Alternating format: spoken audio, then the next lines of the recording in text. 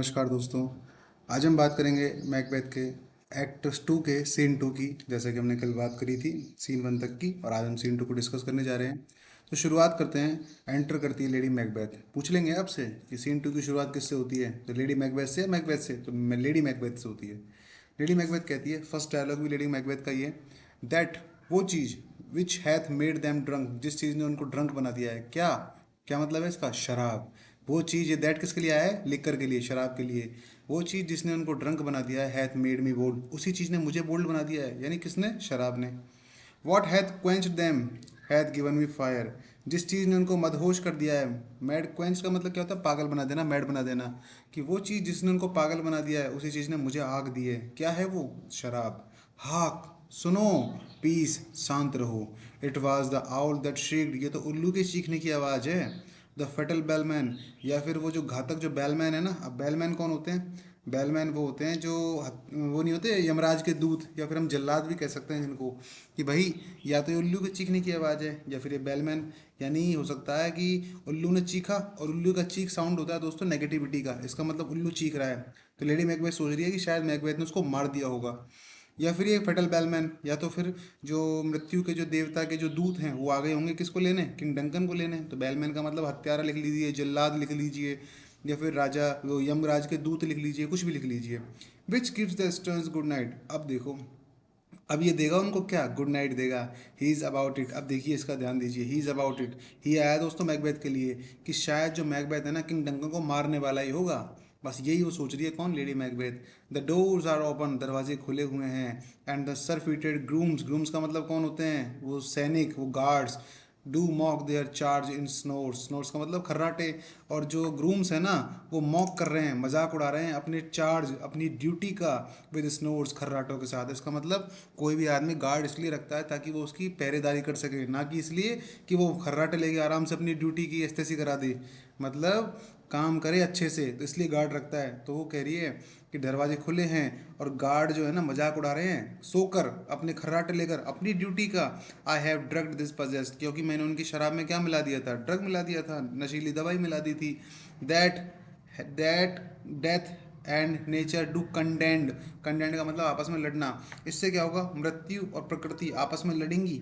About them whether they live और die, इस बात के लिए कि उनको जिंदा रखना है या फिर नहीं रखना। इसका मतलब मैंने उनकी शराब में जहर मिला दिया है, मधुशी की दवाई मिला दी है। अब देखो जिंदा रहेंगे कि नहीं रहेंगे, ये तो प्रकृति और मौत की देवी बताएगी। तो लेडी मैक फिर मैकबेथ बोलता है, एंटर हो जाता है। हु इज, अब मैकबेथ एंटर हो रहा है। अब वो पूछ रही हु इज देयर, वाट हो, कि भाई कौन है वहाँ, कौन नहीं है। तो लेडी मैकबेथ बोलती है, अलाक। अब देखिए अलाक का मतलब क्या होता है? अलाक का मतलब होता है अलास, यानी दुख की बात है। वो आपने एक्सक्लेमेटरी सेंटेंस पढ़े होंगे, अलास, हुर्रा, आहा, ओहो, वो वाला। तो अलाक का मतलब alas. I am afraid they were awaken. अब देखिए मैं लेडी मैकबेथ क्या कह रही है, मैं डरी हुई हूँ इस बात से, कहीं वो जाग तो नहीं गए थे जिनको मारने तुम गए थे, या फिर जो गार्ड वगैरह हैं वो जाग तो नहीं गए थे। कौन? अब ये देखो, ये अवेकन, ये दे का मतलब आया है वो गार्ड्स, जो राजा की पहरेदारी कर रहे थे, किंग डंकन की पहरेदारी कर रहे थे ना, वो गार्ड जाग तो नहीं गए थे जब तुम उनको मारने गए थे, डंकन को। And it is not done, अब तक हुआ कि नहीं हुआ? क्या? राजा डंकन को मारने का काम।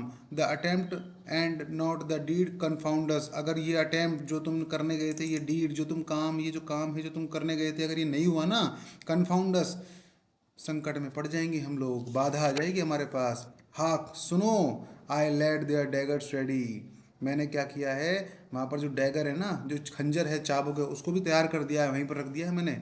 He could not miss them, वो उसको मिस नहीं करेगा बिल्कुल, मतलब करना भी नहीं चाहिए उसको मिस, क्योंकि खंजर उठाना है और सीधा घोंप देना है उसके अंदर, किंग डंकन के अंदर। Had he not resembled my father as he slept I had done it, ये देखिए दोस्तों क्वेश्चन मटेरियल। वो कह रही है लेडी मैकबेथ, तुमसे नहीं कहती मैं राजा डंकन को मारने के लिए, लेकिन मैंने तुमसे क्यों कहा है? वो इसलिए कहा है क्योंकि रिजेंबल करता है वो, उसका चेहरा जो है ना मेरे बाप की तरह दिखता है, वरना मैं खुद मार देती। क्या कह रही है? Had he not resembled my father, यदि वो मेरे पिताजी जैसे नहीं दिखते ना शक्ल सूरत में, स्लेप्ट, जब वो सोए हुए होते हैं, आई हैड डन इट, तो मैंने खुद ने कर लिया होता ये काम, मैं खुद डंकन को मार देती।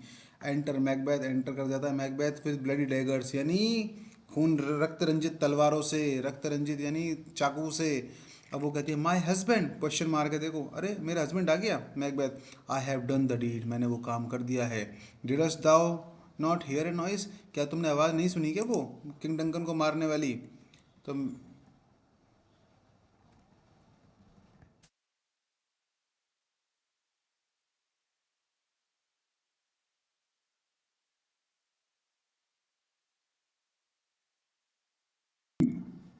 नहीं सुनी तुमने आवाज़ कि जब किंग डंकन को मारा? Didst thou not hear noise? तो लेडी मैकबेथ बोलती है, I hear the owl scream and the crickets cry, मैंने सुनी थी ना उल्लुओं के चिल्लाने की आवाज़, जो झींगुर हैं उनके चिल्लाने की आवाज़। डिड नॉट यू स्पीक, क्या तुम बोले नहीं थे क्या? भाई वो तो देखो अभी भी क्या कर रही है, कितना मोटिवेट करने की कोशिश कर रही है उसको कि मैंने नहीं सुना किंग डंकन को मारने के बाद, ताकि मैकबेथ को थोड़ा गिल्ट फील ना हो। तो बस मैंने तो उल्लू के चिल्लाने की आवाज़ सुनी और झींगुरों के चिल्लाने की आवाज़ सुनी। तो मैकबेथ, वैन कब सुनी बताओ? तो लेडी मैकबेथ बोलती है, नाउ अभी तो सुनी थोड़ी देर पहले ही। मैकबेथ, एज आई डिजेंडेड, जब मैं नीचे उतरा तब सुनी थी क्या? तो लेडी मैकबेथ बोलती है, हाँ बिल्कुल तभी सुनी थी। मैकबेथ, हाक सुनो, who lies in the second chamber, मुझे ये बताओ कि जो बगल का जो चैम्बर है ना, सेकंड चैम्बर, जो बगल वाला कमरा है, उसमें कौन सो रहा है? तो लेडी मैकबेथ बोलती है, डोनाल्ड बेन उसमें सो रहा है।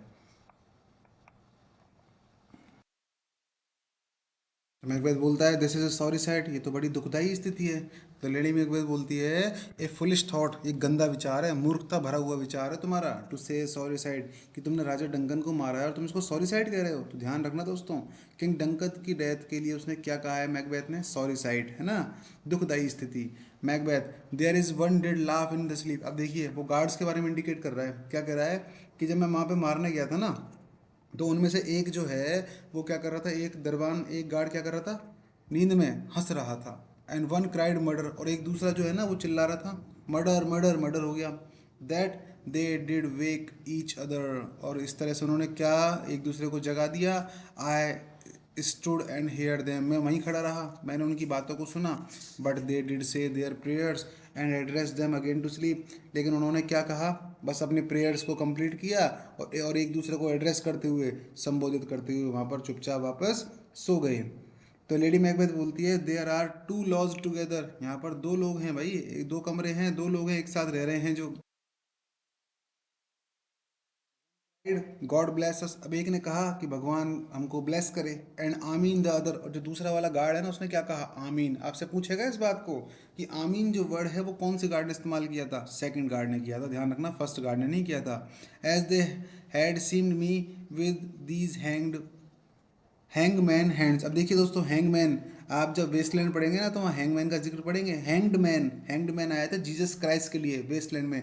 इसके बाद जब भी हम कभी वेस्टलैंड को कवर करेंगे तो आप हैंगड मैन का वहाँ पर चर्चा जरूर सुनेंगे। तो वो यही बोल रहा है कि as they had seen me, ऐसा लग रहा था मुझे उन्होंने देख लिया है, उन्होंने मुझे देख लिया है, विद दीज हैंगमैन हैंड्स, की मतलब मेरे हाथों को खून से रंगे हुए उन्होंने देख लिया है। लिस्ट नेइंग देयर फियर, और ऐसा लग रहा था कि वो क्या कर रहे थे, डरे हुए महसूस कर रहे थे इस बात से कि भाई मैंने क्यों उनके राजा को मार दिया है। आई कुड नॉट से आमीन, और मैं इतना दुख में था कि मैं उस वर्ड को नहीं कह पाया, मैं तो आमीन भी नहीं कह पाया, मैं तो आमीन भी नहीं कह पाया। वैन दे डिड से, और जब उन्होंने कहा गॉड ब्लेस अस, भगवान हमारी रक्षा करे। अब देखो यहाँ तक की बात आपको क्लियर समझ में आ गई होगी। आगे क्या कह रहा है lady Macbeth, consider it not so deeply, इसके बारे में ज़्यादा मत सोचो, बहुत गहराई से मत सोचो। Macbeth, but wherefore could I not pronounce the amen, लेकिन एक बात बताओ, नहीं सोचूंगा, लेकिन एक नहीं, लेकिन एक बात बताओ, मैं वो जो वर्ड है ना आमीन, वो प्रोनाउंस क्यों नहीं कर पाया? वो आपने मुसलमान धर्म में कभी मोमडन्स के रिलीजन में देखा होगा, आमतौर पर बोलते हैं ना किसी भी दुआ को, कोई आदमी बोलते हैं तो वो इंशाअल्लाह, आमीन, इस तरह के वर्ड्स का यूज़ करते हैं, शायद किसी की दुआ की स्वीकृति के लिए कि हाँ शायद ऐसा हो जाए तो अच्छी बात है। तो वो ये पूछ रहा है कि भाई एक बात बताओ, मैं वर्ड बोल क्यों नहीं पाया आमीन? आपसे पूछेगा कि मैकबेथ के गले में कौन सा बल वर्ड जो है अटक गया था, स्ट्रोक हो गया था, तो आमीन, ध्यान रखना। I had most need of blessing and आमीन स्टक माई थॉट, कि भाई मेरे अंदर क्या थी, आई हैड मोस्ट नीड, मुझे आवश्यकता थी किसकी, ब्लेसिंग्स की, आशीर्वाद की, थ्रोट, और जो आमीन वर्ड है वो तो मेरे गले में अटक गया। तो लेडी मैकबेथ बोलती है, this deeds must not be thought after these ways so it will make us mad, इस चीज़ के बारे में हमको ज़्यादा नहीं सोचना चाहिए, वरना हम क्या हो जाएंगे, पागल हो जाएंगे। तो मैकबेथ, मी थॉट, मुझे लगा, I heard a voice cry sleep no more, मुझे ऐसा लगा कि कोई आवाज़ मैंने सुनी है, कोई चिल्ला रहा है, स्लीप नो मोर, कि अब और ज़्यादा नहीं सो पाएगा। कौन? Macbeth. Macbeth does murder sleep, Macbeth ने नींद की हत्या कर दी है। द इनोसेंट स्लीप, उस मासूम नींद की। इसका मतलब ये है दोस्तों कि मैकबेथ ने डंकन की हत्या कर दी है, और डंकन की हत्या के बोझ उसके दिल पर पड़ा हुआ है, और उस बोझ की वजह से मैकबेथ सो नहीं पाएगा। इसका मतलब किंग डंकन की हत्या के साथ साथ मैकबेथ ने अपनी नींद की भी हत्या कर दी है। ऐसी आवाज़ उसको बार बार उसके दिमाग में सुनाई दे रही है। तो वो यही तो बोल रहा है, मुझे लगा मैंने सुनी है एक क्राई, एक आवाज़ जो कह रही है कि स्लीप नो मोर, और ज़्यादा नहीं सो पाओगे। तो मैकबेथ डज मर्डर स्लीप, क्योंकि मैकबेथ ने किसकी हत्या कर दी है? स्लीप की हत्या कर दी है, उस इनोसेंट स्लीप की हत्या कर दी है। स्लीप दैट निट्स अप, जो क्या निट्स अप का मतलब क्या होता है दोस्तों? सुलझा देना, किसी जो उलझी हुई चीज़ है ना उसको सुलझा देना। द रेवल्ड, रेवल्ड का मतलब उलझी हुई, और स्लीप का मतलब धागा ऑफ केयर, कि मैकबेथ जो है ना उसने क्या कर दी, ज़िंदगी बहुत उलझी हुई है, और जो नींद है ना वो ज़िंदगी में जितनी भी उलझन भरे धागे हैं उनको क्या कर देती है? निट्सअप कर देती है, सुलझा देती है। इसका मतलब इंसान कितना भी थका हो, अगर वो नींद ले ले, जिसको पावर नैप कहते हैं, कभी कभी कंपटीशन की तैयारी करने वाले बच्चे 5-10 मिनट सो जाते हैं, जिसको क्या कहते हैं? Power nap. कि मतलब अगर 10 मिनट भी सो जाए ना आदमी तो उसकी नींद वहीं पर कंप्लीट हो जाती है। Sleep that needs the ravelled, sleep of care, the death of each day life, उसने हर दिन को आने वाले जीवन में शांति की हत्या कर दी है। सोर लेबर बात, उसने अपने सारे परिश्रम की हत्या कर दी है। Balm of hurt minds, hurt minds देखिए, जो भी दिल ऐसे है ना जिनका दिल दुख से भरा हुआ है, उनके लिए ये नींद बाम की तरह काम करती है। बाम क्या होती है? वो विक्स बाम वगैरह नहीं होती क्या? तो वो नींद उनके लिए बाम का काम करती है। मतलब इंसान कितना भी थका हुआ हो, अगर वो थोड़ी सी नींद भी ले ले तो वो क्या करेगा? उसको रिलैक्स फील होगा। ग्रेट नेचर सेकंड कोर्स, देखिए पूछा जाएगा आपसे इस चीज़ को कि ग्रेट नेचर का सेकंड कोर्स क्या है। तो ग्रेट नेचर का फर्स्ट कोर्स होता है आपका भूख, खाना, और सेकंड कोर्स क्या होता है? नींद। कि भाई एक तो इंसान को सबसे पहली चीज़ चाहिए बॉडी की नीड्स को फुलफिल करने के लिए, वो है खाना, और दूसरी चाहिए नींद। तो आपसे पूछा जाएगा ग्रेट नेचर सेकंड कोर्स कौन सा है? वो है स्लीप, नींद। चीफ नरिशर इन लाइफ फीस्ट, जो कि जीवन की जो दावतें हैं ना उसमें मुख्य पोषक का काम करती है। नरिशर क्या होता है? पोषक। तो आपको ध्यान यही रखना है कि फर्स्ट कोर्स है आपका खाना, और सेकंड कोर्स है आपकी स्लीप। लेडी मैकबेथ कहती है, व्हाट डू यू मीन, क्या मतलब है तुम्हारा? Macbeth, still it cried sleep no more, अभी भी मुझे आवाज़ सुनाई दे रही है कि कोई चिल्ला रहा है, सो नहीं पाएगा तू, और sleep no more to all the house, पूरे घर में मुझे यही आवाज़ सुनाई दे रही है। और ग्लेमिस हैथ मर्डर्ड स्लीप, ग्लेमिस ने हत्या कर दी। अब आपसे मान के चलिए इसको, इस सेंटेंस को दे दिया जाए और उसमें ग्लेमिस का ऑप्शन खाली छोड़ दिया जाए, और आपसे पूछा जाए कंप्लीट करो। अब आप क्या भरोगे उसमें? काउडर भरोगे, ग्लेमिस भरोगे, किंग भरोगे? तो ध्यान रखना इस चीज़ में कि किसने नींद की हत्या कर दी है, एंड देयर फॉर काउडर। तो ध्यान रखना ग्लेमिस, पहले वर्ड जो आया है वो ग्लेमिस आया है, उसके बाद काउडर आया है ना। तो पहले तो भाई ग्लेमिस ही तो था वो, उसके बाद ही तो काउडर बना। तो ग्लेमिस ने नींद की हत्या कर दी है, और उसके बाद किसने हत्या कर दी है? जो काउडर बनाया ना अभी अभी, उसने नींद की हत्या कर दी है। इस पूरी आप बहुत अच्छे से ढंग से पढ़ लीजिए, पहले ग्लेमिस आया है उसके बाद काउडर आया है। शैल स्लीप नो मोर, अब ज़्यादा नहीं सो पाएगा तू। मैकबेथ शैल स्लीप नो मोर, मैकबेथ अब बहुत ज़्यादा नहीं सो पाएगा। लेडी मैकबेथ बोलती है, हु वाज इट दैट दस क्राइड, कौन है वो जो चिल्ला रहा है इस तरह की बातों को? वाई, क्यों? वर्दी थेन, बताओ मुझे। You do unbend your noble strength to think so brainsickly, brainsickly का मतलब होता है कमज़ोरों की तरह, कि जो इंसान बिल्कुल इस तरह का होता है ना कमज़ोर, बिल्कुल दबे कुचले से। तो यही बोल रही है कि अनबेंड क्यों कर रहे हो? अनबेंड का मतलब रिड्यूस करना, झुकाना अपने आप को। To your noble strength to think so brainsickly of thing, कि तुम इस तरह से क्यों झुका रहे हो अपने आप को, अपनी शक्ति को क्यों रिड्यूस कर रहे हो, अनबेंड कर रहे हो कमज़ोरों की तरह। मतलब अपने आप को थोड़ा सा स्ट्रांग फील कराओ भाई, कमज़ोर फील मत कराओ। गो गेट सम वाटर, जाओ थोड़ा सा पानी लो, and wash this filthy, filthy मतलब गंदा, विटनेस गवाह फ्रॉम योर हैंड, कि एक काम करो, थोड़ा पानी लो और अपने हाथ से जो गंदा गवाह है ना इसको साफ करो। आपसे पूछा जाएगा दोस्तों, विल दी विटनेस किसके लिए आया है? विल दी विटनेस आया है खून के लिए। वो जो खून है ना जो गवाही दे रहा है उसके हाथ में कि उसने कितना गंदा काम किया है किंग डंकन को मारकर। तो विल दी विटनेस लिख लीजिए साइड में। विल्थी विटनेस का मतलब होता है खून, मतलब खून नहीं है, इस खून के लिए इस्तेमाल आया है ये। फ्रॉम होर हैंड, जाओ पानी से अपने हाथ धो लो, इस गंदे विटनेस को, साक्ष्य को हटा दो। Why did you bring this daggers from the place, अब मेरी लेडी मैकबेथ का दिमाग खराब हो गया। कह रही है, क्यों लेकर आए हो तुम इन खंजरों को उस प्लेस से जहाँ पर तुमने किंग डंकन को मारा है? दे मस्ट लाई देयर, इनको तो वहीं छोड़ के आना चाहिए था। गो, जाओ, carry them and smear, smear का मतलब रंग देना, the sleepy grooms with blood, जाओ इस खंजर को वहीं छोड़ कर आओ, और उन जो गार्ड्स हैं ना उनको स्मेयर कर दो, अपने खून से रंगाओ। क्यों? ताकि जब सुबह लोग आएंगे और खून से रंगा हुए देखेंगे गार्ड्स को, तो उनको लगेगा कि गार्ड्स ने किंग डंकन की हत्या कर दी है और हम पर शक नहीं जाएगा। Macbeth, I will go no more, अब नहीं जाऊंगा मैं, मेरे बस की नहीं है वहाँ जाना। I am afraid to think what I have done, मुझे तो इस बात को सोच के डर लग रहा है कि मैंने कितना बड़ा पाप कर दिया। लुक, देखो, on the again I dare not, अब मैं हिम्मत नहीं कर सकता और जाने की दोबारा। Lady Macbeth, in form of purpose, क्या मतलब? अरे कितने ज़्यादा गरीब हो तुम, अपने इरादों में कांपने वाले आदमी, यानी तुम अपने पर्पस को पूरा नहीं कर सकते हो। इनफॉर्म हो तुम, वीक हो अपने पर्पस को पूरा करने में। ऐसा करो, गिव मी द डैगर्स, मुझे दो ये खंजर। The sleeping and the dead are but as a pictures, ये देखिए क्वेश्चन बनेगा कि कौन सी चीज़ पिक्चर्स की तरह दिखाई देती है? स्लीपिंग एंड डेड, यानी वो लोग जो मर गए हैं, जो दिख रहे हैं केवल मर चुके हैं या नींद में हैं, वो लोग हमेशा केवल पिक्चर की तरह दिखाई देते हैं। कि इस तरह के लोग क्या हैं, हिलते डुलते नहीं हैं, तो जो हिलेगा डुलेगा नहीं, वो पिक्चर होती है, जो पिक्चर में भी कुछ भी नहीं हिलता है, मूव नहीं होता है। इसका मतलब जो लोग सो रहे होते हैं, जो लोग मर चुके होते हैं, वो किसकी तरह दिखाई देते हैं? केवल फोटो की तरह दिखाई देते हैं।